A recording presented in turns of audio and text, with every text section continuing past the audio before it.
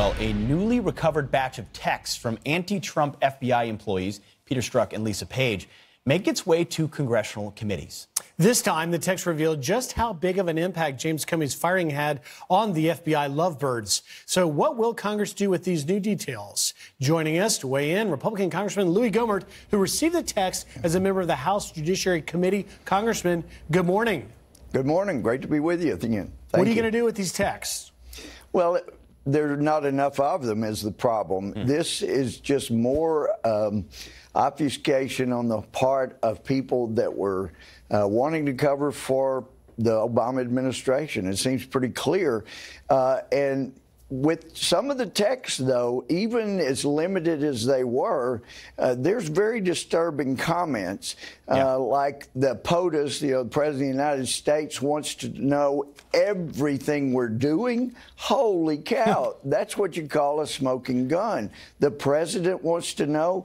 So all you have to do is have these guys interviewed by an FBI agent, and as soon as they don't tell the truth, you have a legitimate case, felony case to bring against these FBI and DOJ officials.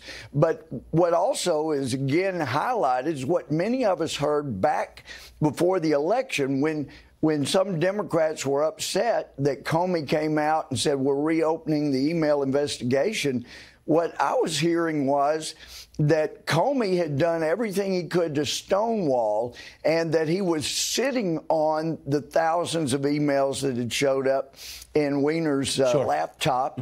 And finally, what we'd heard was there were a couple of FBI agents that said, Comey, you either get this out there and reopen the investigation, or we're going to quit. We're going to have a press conference, and we're going to disclose how you have covered up for Hillary Clinton.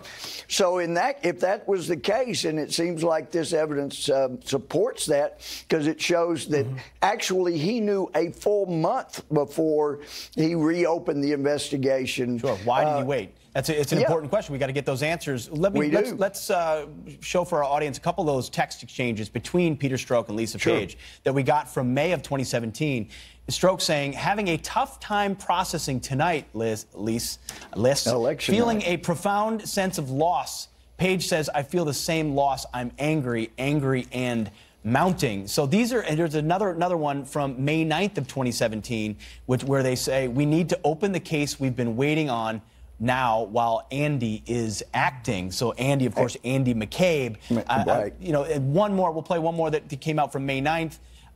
Acknowledge, damn it, I'm dying down here. Now more than ever, this is an important, critical time. So these are just a few of the text messages you're supposed to get from that 6 months that we never got, right? And yes, exactly. And one of the things that is actually helpful to us, but it's extremely detrimental to Comey, like comedian Ron White said, yeah, I have the right to remain silent. I just ain't got the ability.